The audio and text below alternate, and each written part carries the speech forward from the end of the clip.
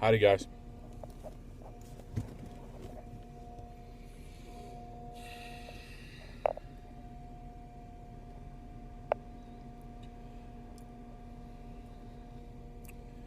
We put the word out that I was going to start this at 10 o'clock, so just going to give it about good 30 seconds or so before we get into it. Yeah, we're going to talk about what's just happened.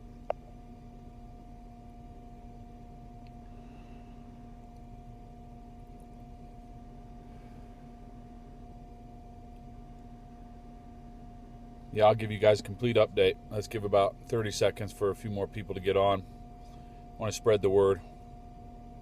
I'm going to give you a full update. I can only give you a first-hand account of what I know.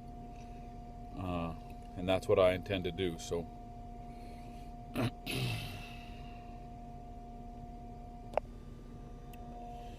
I know it's a little dark. Sorry, I put on as much light as I can.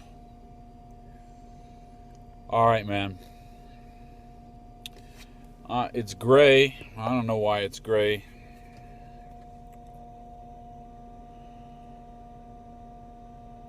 All right.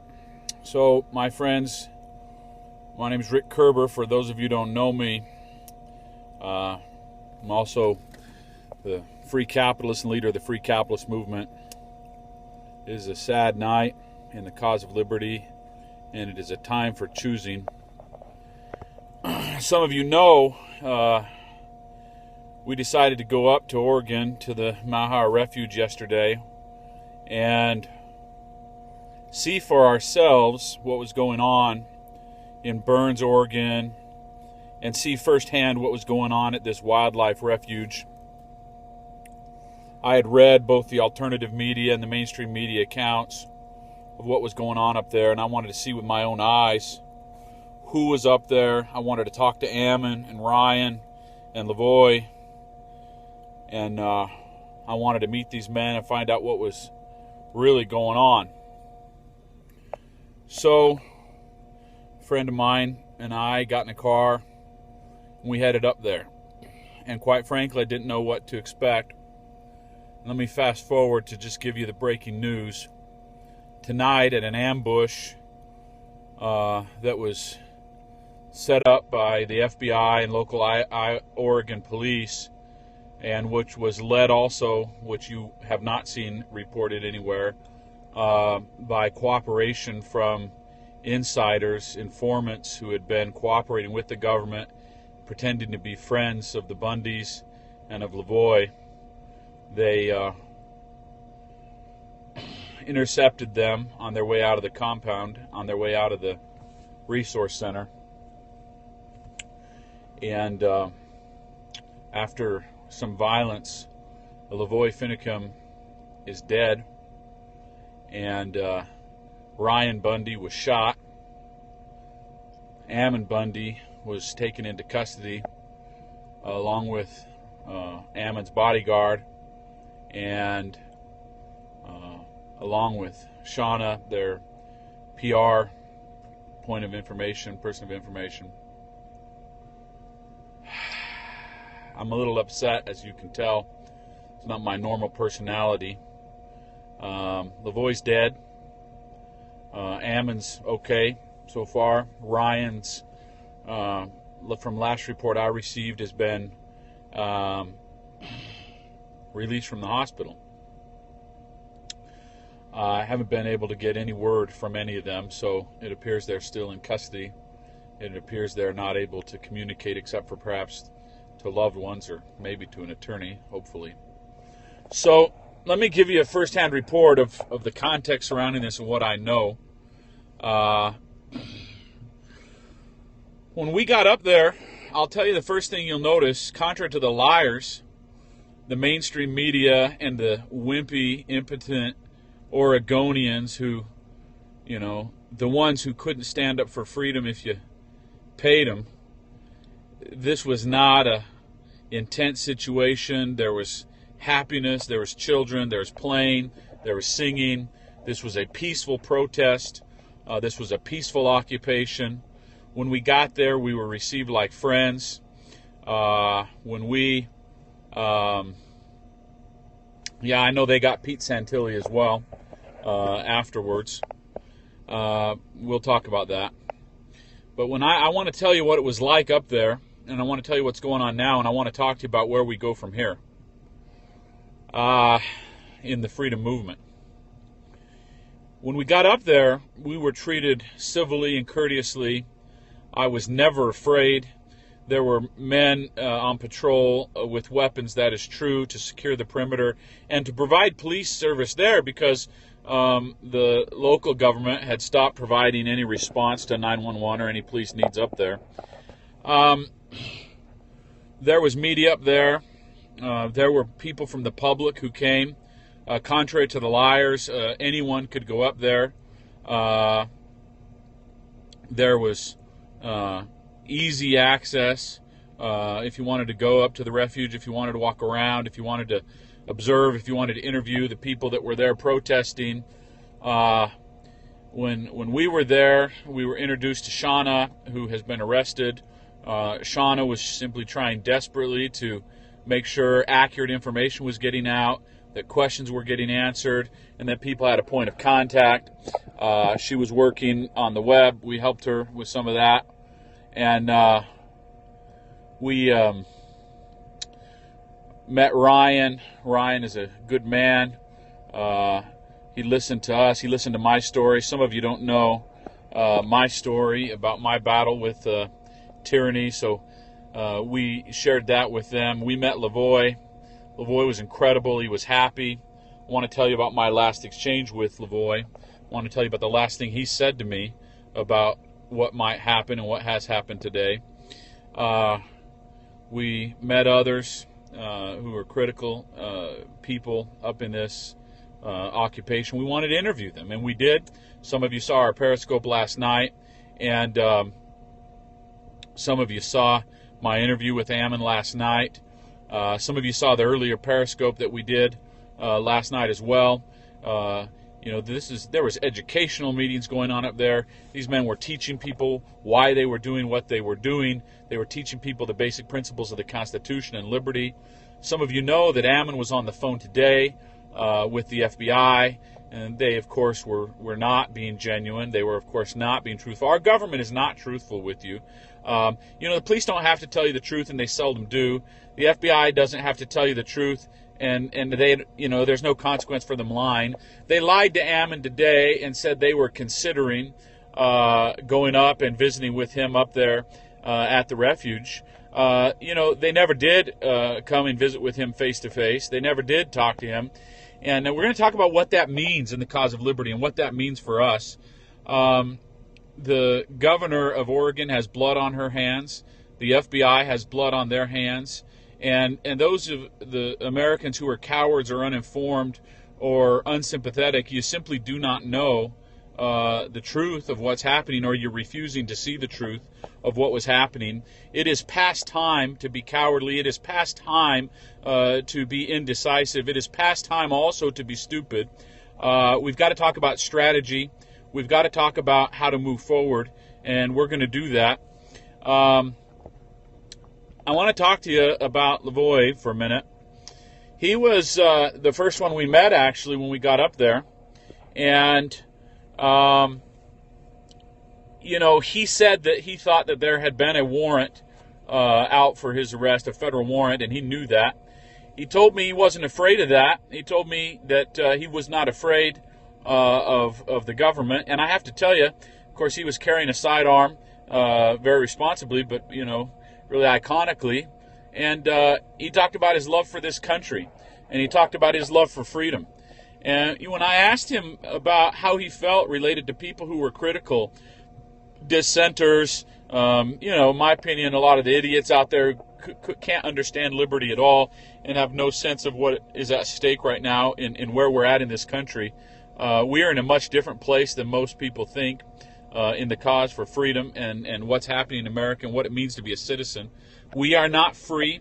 We are not free to peaceably assemble. We are not free to speak our minds. We are not free to bear arms. We are not free to form militias. We are certainly not free to resist tyranny. And as evidence mounts, the charade is getting harder and harder to put on. Sadly, the Patriot organizations couldn't stop this. Sadly, the Patriot organizations couldn't stop this from happening. And I have to tell you of my newfound love and respect for Ammon Bundy, for his wife Lisa, for Ryan, for their family.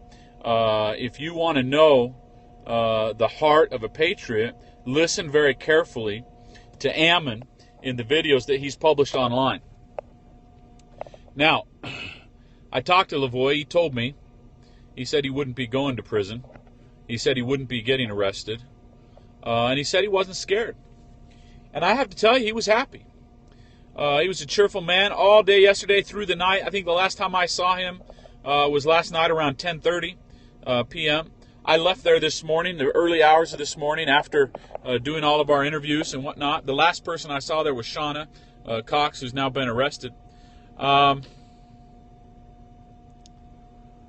My friends, it is time to wake up. And for those of you who don't know me and don't know anything about the Free Capitalist Project, I invite you to learn a little bit about us. See, the part of the tragedy tonight was that Ammon and Ryan and Lavoie were betrayed by so-called patriots. They were betrayed by patriots in our government who lied to them, who would not take their protest seriously. You see, I guess if you're not protesting with Black Lives Matters, if you're not crapping on police cars and spitting and throwing rocks, if you're not chanting racist chants, if you're actually trying to rationally and articulately trying to teach the Constitution and liberty, you're a threat, and you get an armed response by tactical military trained personnel who strategically plan to use force to stop you. I want to tell you, these men were peaceful. I want to also tell you that according to firsthand seen on the ground, Lavoie was surrendering with his hands up when he was shot 3 times, including on the ground. Now, there's more information to come out about that, and I know there's going to be more information, and I hope there are body cameras. We'll see if the FBI ever releases any of that. I will tell you this much. If those men, if Ryan and Ammon and Lavoie wanted a firefight, they could have had it any time. If they wanted a firefight, they could have initiated that. There's plenty of evidence of them encountering the local police and law enforcement and the FBI respectfully, rationally, repeatedly. This confrontation was an unprovoked escalation. There was absolutely no motivation for it other than violence. And that's, we've reached a time. Let me explain something, my friends. I want to explain to you, and there's so much to talk about, hang with me, but I want to explain something to you, especially those of you who are lovers of liberty. We're not going to win this battle with guns. You cannot outgun the United States government. Now, we should be armed, and we must be armed, and we must use our rights to the fullest extent possible. Do not hear what I'm not saying. But these men were armed. These men were protected. And there was stratagem employed against them by government officials who aren't bound by the law, who aren't bound to act, and by a cowardly governor and a cowardly executive who refused to visit with these men, to even address their grievances. I mean, they made a mockery of them. I mean, I listened today as the FBI pretended to go through the 2 published lists of grievances that Citizens for Constitutional Freedom and People for Constitutional Freedom, they were talking to Ammon about the list of grievances and the petition for redress as if they were taking him seriously, and all they were doing was setting him up. And, I mean, they just killed him. They just killed Lavoie. I mean, how many people? Should they have killed all 8 of them before you realize that the federal government of the United States is not interested in the protests of free citizens? You know, I talked about this. Some of you saw my Periscope the other night, and I want to give you this very carefully. I want you to listen to this very carefully. In the Second Amendment, we have this right to bear arms. We have this right to form a militia. And I quoted the other day from the Heller decision where Justice Scalia says one of the reasons we have the Second Amendment right to bear arms is so that the able-bodied citizens can resist tyranny. And it should be now apparent to anyone within the sound of my voice that the federal government of the United States and the states' governments themselves are not willing to allow citizens to use their Second Amendment rights to resist tyranny. They want us instead to submit to tyranny and then go ask the courts for relief afterwards. They want us to submit to tyranny and then pretend, you know, I saw this pathetic excuse of a governor say, well, they're costing the state of Oregon and all the taxpayers as much as $500,000 to $1 million. Well, how much did the state of Oregon and the federal government cost the Hammonds and other citizens who have gone up against them time and time again in courts time and time again? Lavoie is now dead, from first-hand accounts, shot dead on the pavement, surrendering. Ryan was shot. Ammon is in jail. Why? They were driving down the road to go to a rally that they had published and given notice to. I don't know. I'm waiting for word to hear what has happened out at the refuge. And I'm waiting for word on the people that were there. There were men, women, and children there at the refuge from all over the country. When I left this morning, most of them were sleeping. By my count, approximately 60 to 70. I appreciate the question. They're being charged with using force to interfere with the employee of the federal government exercising their duties, which is a felony. But Lavoie's not charged with anything. He's dead. He's dead.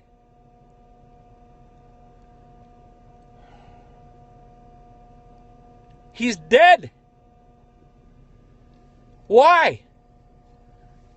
This pathetic governor who whined to the federal government and demanded that force be taken. Well, the feds were liars. The feds lied today to Ammon and said they were considering his list of grievances and said they were considering to come out and talk to him out at the refuge. Yeah, we're going to talk about what next. You'll forgive me, my liberty-minded friends, if I ignore some of the insanity that's on here. I understand that some of you are enemies of freedom. I care not for your ideas. I understand that some of you don't understand the battle for the cause of liberty. Tonight is not the night for me or anybody else to educate you. You've got some work to do to educate yourself. Tonight I'm sending a message out to the lovers of liberty, to the defenders of freedom, to the people who can respect what these patriots were doing. And I want to invite you to up your game and to up your personal investment. And I want to invite you to do some very specific things for the cause of liberty starting tonight. So before I do that and before I extend that invitation,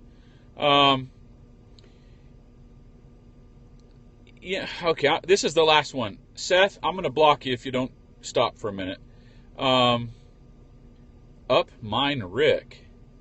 Well, let me tell you this. You all can use your rhetoric, and you can all use your bullcrap. But the last time I saw Lavoie, he was alive, patriot, father, and grandfather. And today he's dead. And whatever happened on that road, it was instigated, unprovoked, where no one was being threatened. No human life was at threat or at risk until the federal government and the state government encountered these men. And so whatever you want to say, And however you feel good talking to your God at night, when I talk to God tonight, my prayers are for Lavoy and his family, for Ryan and his family, for Ammon and Shauna and others who are citizens of this country and who set an example of standing up for freedom. Some people have asked me questions I don't quite understand. I don't have time to go into this. I'll publish an essay in a little bit more detail on this, but let me just give you a quick overview and share with you a few things. Why did Lavoy was willing to lay down his life? I want you to know that. He told me to my face yesterday, less than 24 hours before he was dead. Why was he willing to lay down his life? It was out of love, not out of hatred. I saw Asian, Hispanic, Black, Latino. I saw women and men. I saw old men and cowboys and young men and businessmen. I saw Christians and Muslims all together at that refuge yesterday. And I saw Lavoy interact with them, hug them, shake their hands. I saw Ammon and Ryan interact with them like honorable men. Some of you don't know how honorable these men were. I, in rubbing shoulders with them and talking with them, got to feel of their intentions and to see their love and respect for this country and for our Constitution and for the American way of life, which is being murdered one patriot at a time, one free enterpriser and free liberty-loving person at a time. And I want you to know that the reason Lavoy was willing to lay down his life, even at the abuse of what has happened, I want you to know the reason he was willing to do that is because these men were making a stand on principle. Let me explain to you just real quickly, for those of you who might not understand and might not know. Let me explain to you what that principle was. They went up after the Hammonds went to prison. When the Hammonds went to prison, the protesters threw pennies and plastic flowers at them. But that didn't stop a good man and his son from going to prison. And these patriots, who understood a little bit of what was going on, said, we're going to do something more. And some people said, well, they're not from Oregon and they're outsiders. But that's what I thought it was to be an American. I thought it was when you see a friend or a patriot in need, you step forward to help your neighbor. I didn't think you turned a blind eye just because the neighbors in Oregon weren't willing to step forward and help. Now, some people have said to me, well, Rick, the majority of the people in Burns wanted these people to go home. Well, I didn't think America was majority rule. I didn't think America was about tyranny. You see, just because 6 out of 10 people vote for something doesn't make it right. I live, and Lavoy died, and Ammon lived, and Ryan lives. I did not make a derogatory comment. I'm going to tell you, there's no room for liars on here tonight. You check yourself. I don't know if you're drunk or on drugs.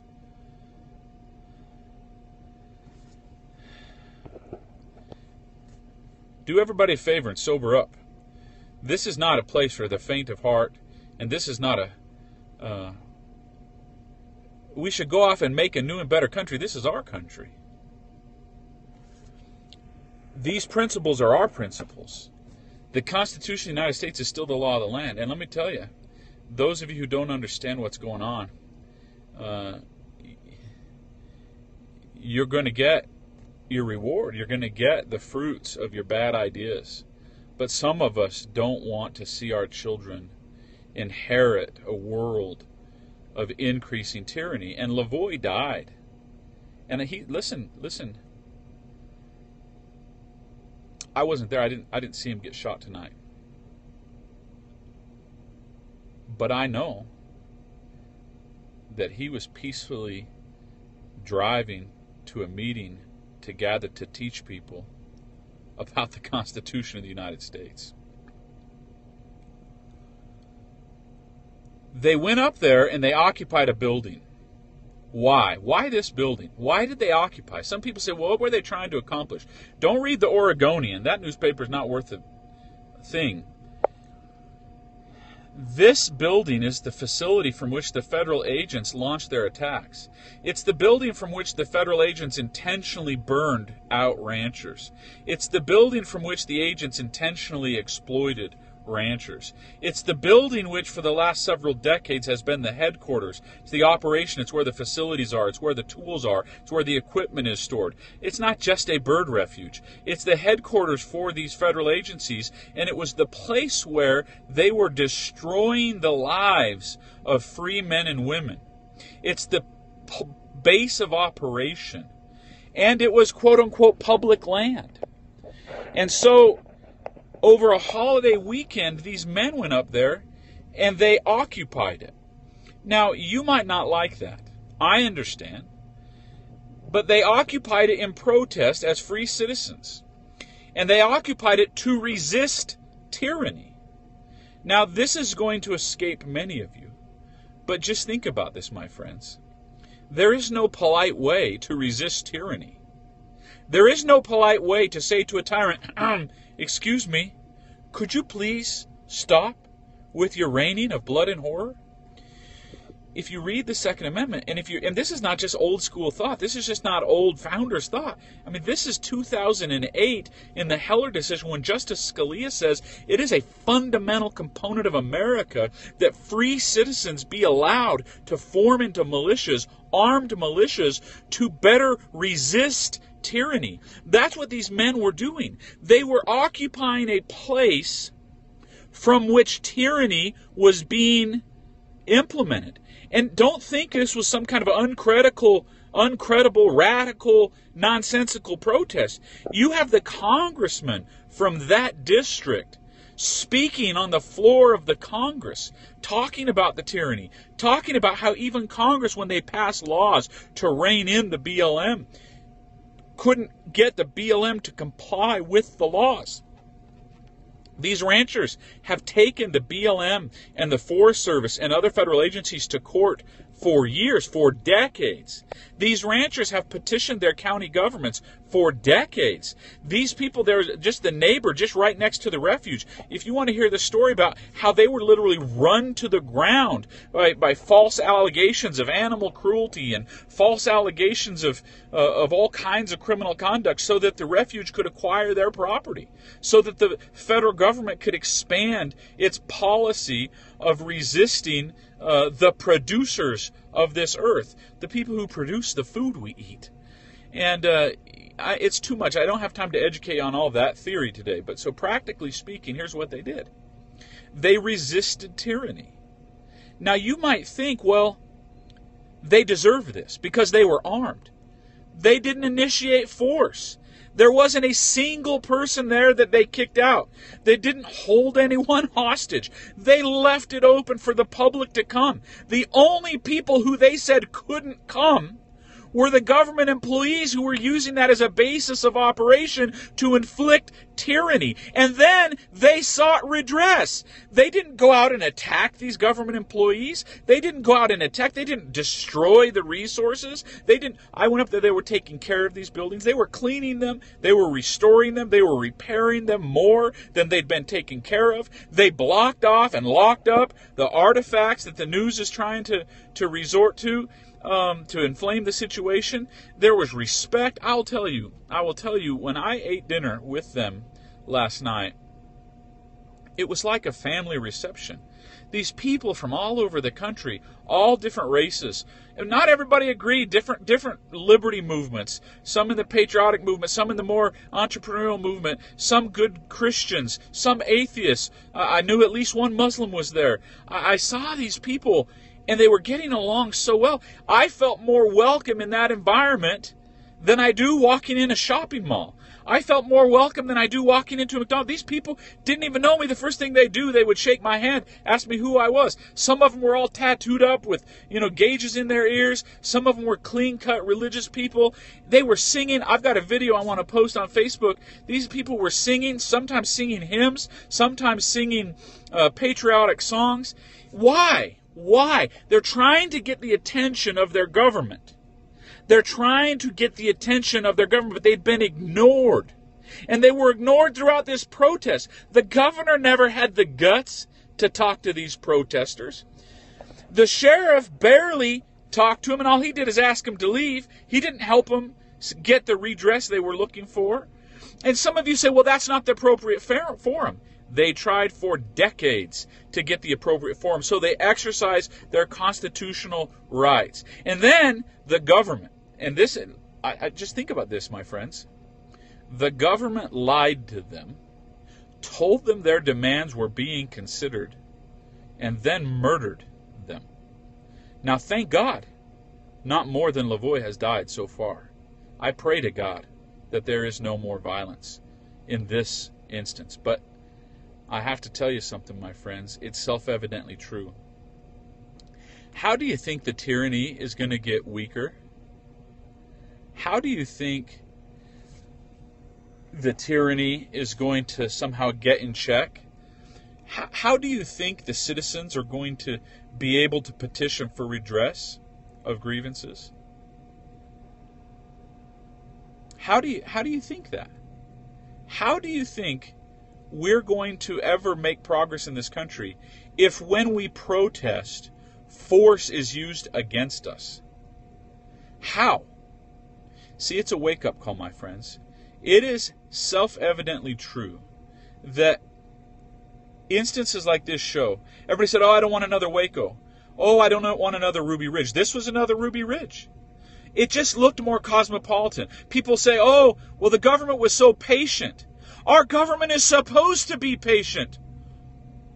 Our government is supposed to be patient. Our government is limited. It is no virtue for our government to exercise patience. These men were harming no people. They were engaged in peaceful protest. Oh, yes, they used force to repel tyranny and to resist tyranny. But you can't do it, my friends. You cannot peacefully resist. What they want you to do instead is first submit to the tyranny and then ask for mercy afterwards. And what Ammon said to me last night, and I invite some of you to go back and listen to that broadcast, to that Periscope. What Ammon said to me last night, I sustain today, and this is the beginning of my invitation to you. There are some men who will be free. There are some men who will not tolerate being slaves. There are some men who will not tolerate the incompetent, bureaucratic overstretch that is destroying the freedom and prosperity of peace of United States citizens all over this country. And here's the truth of the matter. Half of the citizens of the United States are not engaged in a productive living. Half of the citizens of the United States live off the dole in some form or the other. The other half of the United States is divided among those who are working their butts off and finding that they're paying more and more in taxes, their regulations are growing as their freedoms die, and the only thing our government says to us is we get to vote in the clown contest every 4 years on who should be our president, and we get to vote in the other occasional local clown contest on who gets to be our elected officials. But you see, even the elected officials in this instance were helpless. Name me one elected official who brought this to a resolution. I commend those elected officials who went out and visited with these men. I commend these elected officials who talked to them. But the vast majority of the elected officials were scared little cowards. This local judge, this local sheriff, this governor in Oregon, scared little cowards who use force to silence ideas. You want to know why the Bundys are dangerous? You want to know why Lavoie was dangerous? You want to know? Because they were defending liberty based on ideas. They were teaching men ideas. They were inspiring men with ideas. That's why the government will tolerate a lot of these other protests. The 99%, the Occupy Wall Street protests, the Black Lives Matter protests, because those are about. I want to talk to you about. They've been after me for a long time. Some of you know I've been fighting corrupt United States Attorney's Office here in Salt Lake City for a long time too, and I swear to God that, like Lavoie, I'm willing to lay down my life in defense of freedom, but I'm not willing to give up. I'm not willing to suggest that this battle is over. My invitation to the patriots on the call tonight is that the cause of liberty must march forward stronger, smarter, more nobly and boldly. And I look forward to getting Ammon and his brother and Shauna and whoever else is with them out of jail. I look forward, if I'm able, to help defend them in the criminal courts. And I look forward even more than that to rally the patriots. And here's my thing, my friends. Some of you don't know. What the free capitalist movement's been about, but we've got a little bit different approach to how we need to go about changing these circumstances. One of the reasons I went up there was to interview Ammon and Ryan and Lavoie and to hear their pitch and to hear what's going on. And when I identified them as man of God, I also knew that there are people in their movement and their circle of influences that I want to be friends with. I sent messages to them and I said, I have no idea how the free capitalists don't know you. We want to know you. And I invite those of you who want to stand up for liberty. It's time to get closer. It's time to get more dialed in. And it's time to be fully engaged in strategy. Sadly, one of Ammon's shortfalls today was he was too trusting. He was trusting that he could go to a public gathering and speak about his protest without being threatened with force. Some of you say, well, the government had the right to arrest him. That's worthy of debate, but this was no arrest. This was an ambush.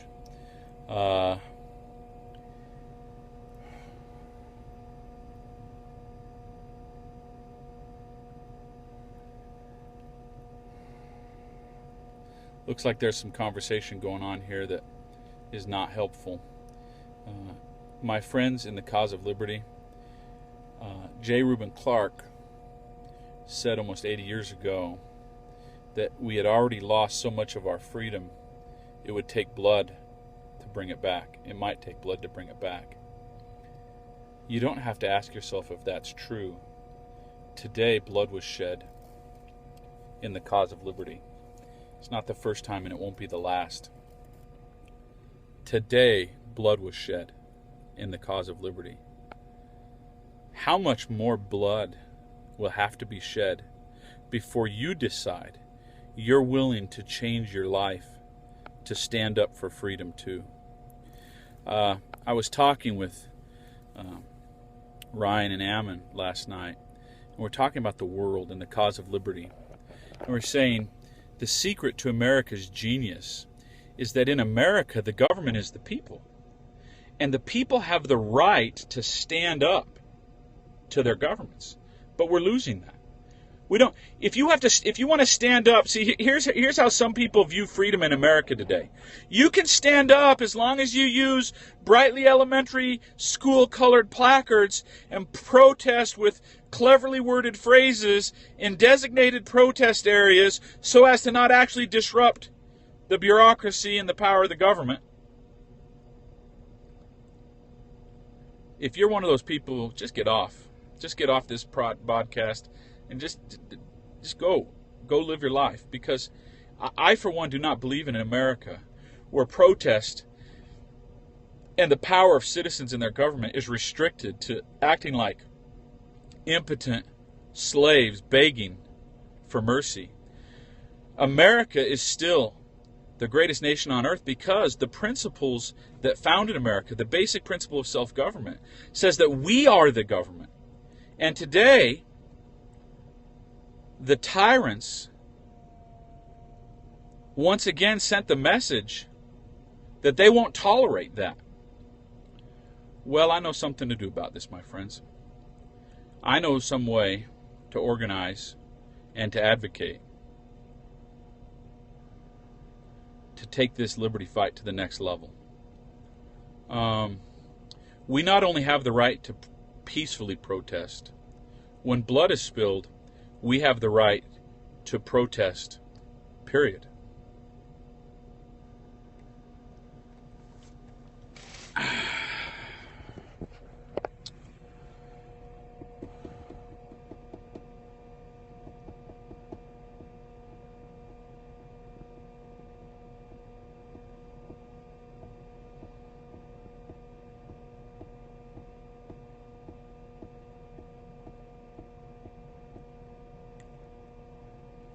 What do you love more?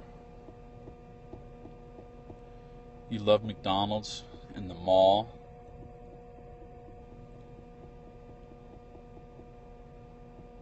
The movie theaters? Or do you love liberty? Because we can't stop this being half-hearted. And we can't let the death of Lavoie and the arrest of the Bundys and the protest that they started be a footnote. If you love liberty, you've got an obligation to get educated. One of the first things these men did when we got there yesterday is they gave us a little seminar. And most Americans are so arrogant that they don't think they have anything to learn. But take it from me, a person who studied the Constitution a little. So I listened to Ryan Bundy last night. I learned some things. I was grateful for him. But we also have to learn some strategies and some techniques. We've got to learn how to use the law to beat them before it gets to this point. And we've got to rally without being so trusting. We've got to rally without being so willing to believe that you can drive down the road in this country and not be afraid of the kind of assault that happened today. It's time to wake up, my friends. When you're driving down the road, you're driving down the road on borrowed time. The only reason your liberty isn't being held in jeopardy is because you're not disrupting the machine. You're not disrupting the matrix. You're not disrupting the power structure. The reason these men were targeted with violence, and the reason the government wouldn't talk to them, is they were disrupting the machine. And for some of you who think this is just about white men and cowboys, you have no idea. These men were not just standing for ranchers. These men were standing for all citizens. And if you listened to my Periscope the other day, you heard me very clearly explain that you cannot defend the rights of a black man or of a woman or of a homosexual, or of an Asian, or of a Muslim. You cannot defend their rights if you don't know the principled course of action upon which to base your defense. If you think you're going to defend the rights of any of these people by calling 911 or by asking federal agencies to do it, you expect futility, my friends. You expect the government to give you that which they cannot give you. The government can only assist free citizens who are acting in principle. And when free citizens do not act in principle, the government gets overgrown and overstretched, and they oppress the weakest among us. And see, we've got to stop letting them divide us. You know, the reason some of these groups have been so persecuted, the reason a lot of the blacks and women and homosexuals and Asians and immigrants of all stripes, the reason they have been so injured is not because of the racism or bigotry of a few citizens or small pockets of racism and bigotry in this country. Those things are bad, those things are wrong, those things are horrible. But the reason those groups have been so injured and will continue to be injured is because our federal government and our state governments and our city governments have turned into machines that endorse and support and act more and more tyrannically. Instead of defending based on principle. Remember, my friend, you don't even know why this is. You don't think about it very much. But remember that Lady Justice, who's holding those scales, she's blind. She's not blind to the truth. She's blind to the victim of injustice in terms of that victim's personal details. their economic status, their racial status, their religious status. And if you want to be part of the cause of liberty, stop today dividing men and women into white and black, into poor and rich, into privileged and unprivileged. The solution to the less privileged is not to take away the privileges of others. We do not elevate a black man by complaining about the privileges of white men. We elevate all men by identifying the principles upon which we all stand. And I will tell you the mistake up here in Oregon. The mistake is that Ammon is a good man, and he trusted. He trusted some of these patriot groups who brought in infiltrators. And he trusted some of these government officials that they would act in good faith. They did not. And they will not. The lesson here is, and what the government wants the lesson to be is don't protest. But the lesson here is you cannot presume good faith on the part of the federal government or the state governments. You cannot presume it. And if you think that through, my friends, that is radical. That is frustrating. And that is a call to arms. A call to arm our minds with the truth, to arm our hearts with the values of freedom, and to arm our relationships with the bonds of understanding and commitment. You know, one of the things I loved about Lavoie is he said this. Lavoie signed documents. Listen to this. Lavoie signed documents every time a rancher decided to break his contracts with the BLM. And here's what he said. And he wasn't the only one, but I'm giving tribute to Lavoie today. He signed a document that says, if the government ever comes upon you unjustly, you call me, and I will drop everything I have, and I will rally all of my friends, and we will come to your aid. It's time, my friends.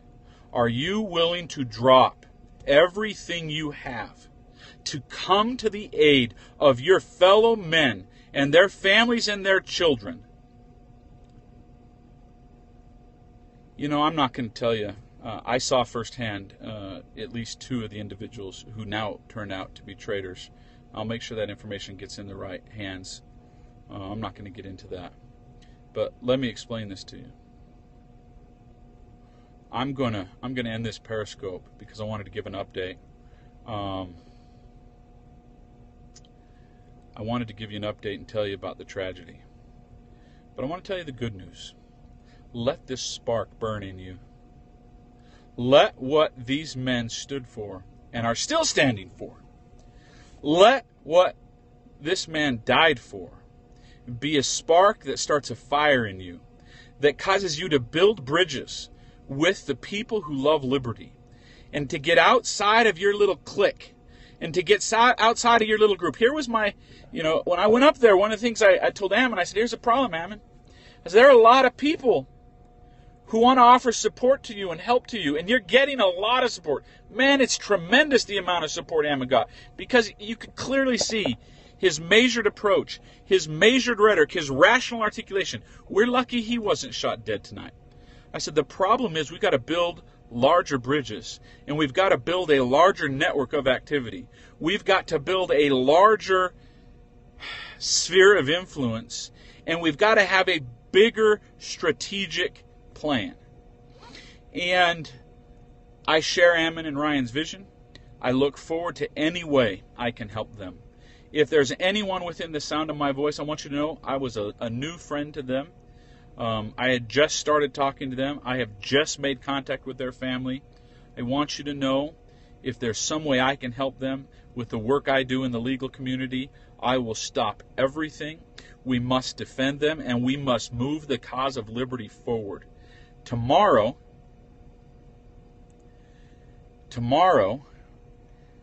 at 10 o'clock, I'm going to do an outline of how the American Liberty Society can bring a broader umbrella, and we're going to reach out and we're going to extend the olive branch to the other freedom movements and to the other liberty groups, and we're going to form a liberty council called the American Liberty Society. And we're not going to worry about whose turf and whose territory it is, but we're going to come together and we're going to put together a more detailed battle strategy. And by that, what I mean is, we can't afford any more blood to be shed like this. And we can avoid it. We can stand up, and we can, as Americans, even though there's a small group, whether we're 3%ers, whether we're patriots, whether we're oath keepers, whether we're Christians, whether we're just isolated individuals who love liberty, we can build bridges, and we can do more than words. See, one of the things that was so awesome when we went up there yesterday is everybody had a job. When you showed up at the refuge, the first thing Lavoie did is he said, "What are you good at? What can you do?" And there were people cooking food. There were people handling the mail. There were people doing the press and the internet. There were people on security detail. There were people teaching. There were people handling accommodations. There were people on maintenance detail. And it was a humming beehive of activity because they were anxiously engaged. One of the ways our government has grown fat and largesse, and one of the ways our government has grown overstretched, is as citizens we are not actively involved with each other. We are not actively involved in the cause of liberty. And to quote one of my great heroes, Ezra Taft Benson, "No American is worthy of citizenship in this great land unless they are actively engaged in the cause of liberty, meeting regularly with local groups in their neighborhoods and coordinating on an ever-broadening scale in a national movement to restore and defend the Constitution of the United States." And it's not going to be one group who does it. It's not going to be one little, militia down in Alabama. It's going to be people who use experiences like this, experiences like what happened tonight, and we don't retreat. We don't go back into our little holes on the internet and read more articles. We reach out. We make new connections. And so I'm inviting, there are 69 people on here right now. Here's my challenge to you. There are now 70 people on here. Here's my challenge to you. Take whatever anger or hurt or frustration or passion is motivating you right now and start building relationships that are dedicated to the cause of liberty. And you can do it right now by getting on Facebook, and you can go to your group, whatever groups you're in, and you can invite them to get united. You can invite them to go to the official American Liberty Society group, where we're going to be building a broad council of liberty-loving people. I'm going to rally the free capitalists. I'm going to rally the producer revolution. I'm going to rally the people with which I have influence. You go to your networks and you rally them. And you don't tell them we need to go get violent against the FBI. And you don't tell them we need to go get violent against the state police. All you're going to do is get yourself or other people dead. We have been working for almost 7 years to relaunch a blueprint that Jefferson first envisioned to finish and complete the revolution that the founders started. And Ammon and his brother were teaching a basic model that feeds right into that. And my goal, I'm going to reach out to every person who knows Ammon Bundy that I can find. I'm going to reach out to his lovely mother and his father. I'm going to reach out to his other siblings. I'm inviting them to reach out to me. And I'm going to show you how we can command a tremendous movement, not some jokey Tea Party movement that whines and complains and stomps their feet. One of the things that Ammon and Lavoie and Ryan had everybody doing up there, and by the way, there's another fellow who's a militia guy up there named Ryan who got arrested with him, not Ryan Bundy, a different fellow I met. Great respect and kudos to him too. And one of the things they did is put people to work. Well, I want you to tune in tomorrow night. Get as many people as you can. Get off your butt. Don't go to work tomorrow. You want to do a tribute to Lavoie? Don't go to work and get 100 people on here tomorrow. Let's have 1,000 people on here tomorrow. And I will show you something that will rock your world. I will show you a principle outlined by Jefferson. When Adams died, he and Jefferson had been corresponding about putting a plan in place that patriot groups from then until now have been toying with little pieces. I want to show you how we can use the current events. We now have tools at our disposal, we now have tools at our disposal in the liberty movement, my friends, unlike any tools we've ever had before. One of the things I was talking to Lavoie about last night as we stood in the media room right before I left is Lavoie said, well, here's the problem. I don't know what a hashtag even is. Well, my friend, let us show you. Let us show you how we can unite the liberty-loving people into an organized movement. You know, so many people who love liberty are afraid to organize because the collectivists and the statists and the tyrants have set such bad examples of what they do with collective force. Well, I want to show you, my friends. Let me calm down and see if I can't speak directly to you.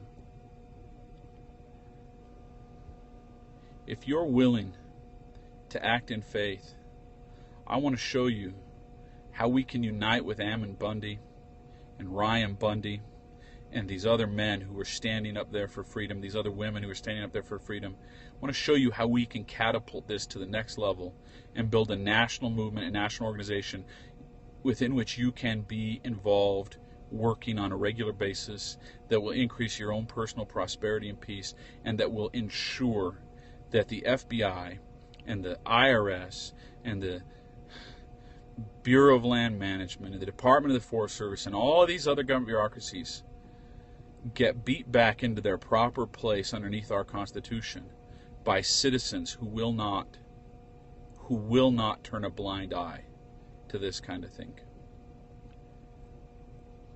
There is no other solution. Either we do this. You might not know me, but hear my words. Either we do this. Either we unite in the cause of liberty, or tyranny grows. And there is no other people on this planet more positioned to advance the cause of liberty than we are. There is no people more positioned to advance the cause of liberty than we are. Let's not let tonight's tragedy set us back. Let's use the power and passion and the faith and hope and move forward. Send your prayers and your meditations and your words of well-wishing to those who were injured and in prison tonight. And then decide if you're willing to get to work. I mean it. I mean real work. Your first invitation, your first assignment, if your answer is yes, is to join me here tomorrow night, 10 p.m. Mountain Time, with your friends. And I'll promise you, I'll show you something about what we can do in the cause of liberty to take this to the next level that could make a tremendous, tremendous difference. I invite you to have some faith. I'll see you tomorrow night at 10 o'clock. God bless Lavoie Fiancom. God bless the Bundy family and those who are with them. And I pray that God blesses those who love liberty to use this, to let this be the first in a significant series of events who unites good men and women across this country who will stand up for freedom no matter the cost. Warm regards, my friends.